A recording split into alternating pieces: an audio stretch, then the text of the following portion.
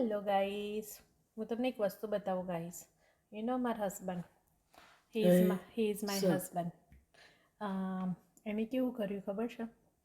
અમારા લોકોને કંઈક પાર્ટીમાં જવાનું હતું, રાઈટ? તો એના માટે વી આકારની વ્હાઈટ ટી શર્ટ જોઈતી હતી. તો એ અમારી જોડે નથી. તે પછી આને કેવું કર્યું ખબર છે?